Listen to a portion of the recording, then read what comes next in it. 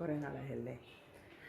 Actually മടിയാണ് വീഡിയോസൊക്കെ എടുക്കാനായിട്ട്. ആരും കാണാനില്ല, എന്നാലും ചുമ്മാതെ ചില സമയത്ത് തോന്നും വെറുതെ വീഡിയോ എടുത്തില്ല.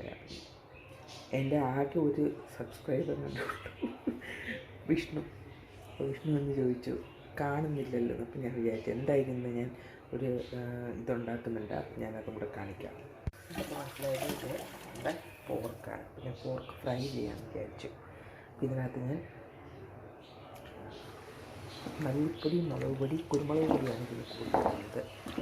മഞ്ഞൾപ്പൊടി, ഗരം മസാല ഇത്രയും ഇട്ടിട്ട് നല്ലതായിട്ട് കൈ വെച്ചിട്ട്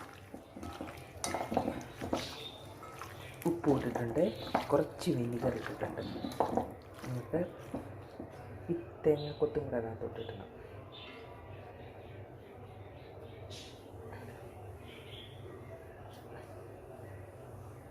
കുറച്ച് വെള്ളവും കൂടെ ചേർത്തിട്ട് നമ്മൾ അടുപ്പിൽ വയ്ക്കാം.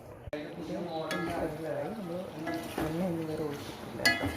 എണ്ണയാണ് ഇനി നമുക്ക് ഈ കറികളൊക്കെ വഴറ്റണം. അത് ഇതൊന്ന് വെന്തിട്ട് വേണം.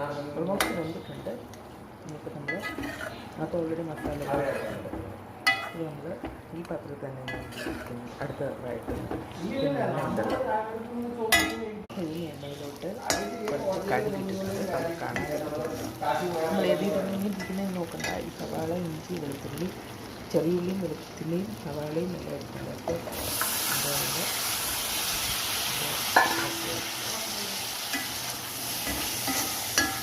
വരച്ചിട്ട് അപ്പം നമ്മുടെ പോർക്ക് ഫ്രൈ ഓൾമോസ്റ്റ് റെഡി ആയേണ്ട. എണ്ണ ഇങ്ങനെ നമ്മൾ എണ്ണ വേറെ ഒഴിച്ചിട്ടില്ല കേട്ടോ.